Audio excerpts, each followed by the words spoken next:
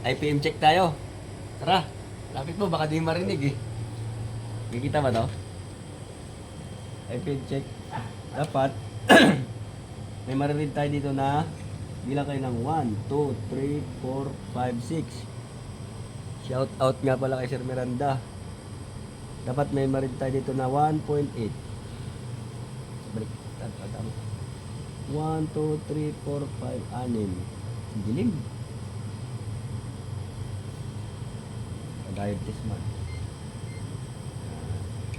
Ka-ohms tayo.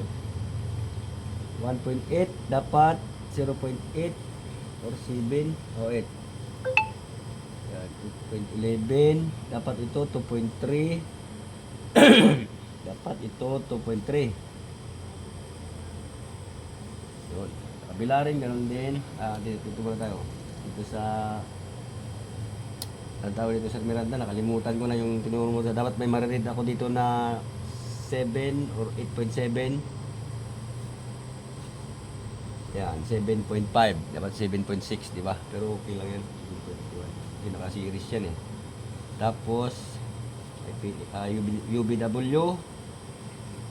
At wala.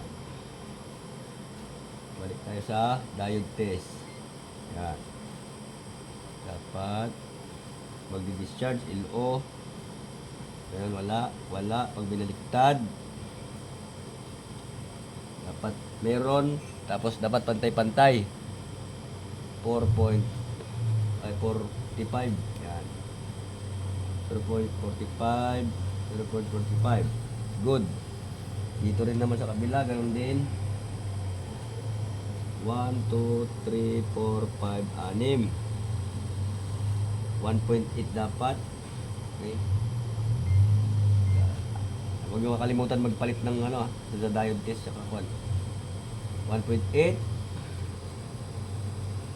dapat 8 point something dapat 2.3 dapat 2.3 and then ito sa area na to dapat dito dapat may marid tayong 7.6 kung buo yung IPM. Ito kasi minsan nakakalimutan eh. Ayan. 7.6 sakto.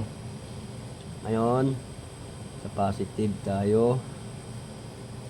Lipat sa diode test. Dapat magdi-discharge LO. Dapat wala. Dapat wala. Baliktarin.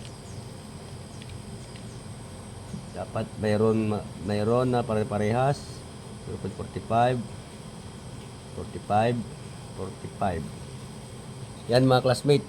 Bali yan ang nakabisado ko sa pag-read ng yung turo ni Sir Miranda. Yun, dito lang muna ako nag-focus para dito malito sa P1 error. Alam naman natin dito.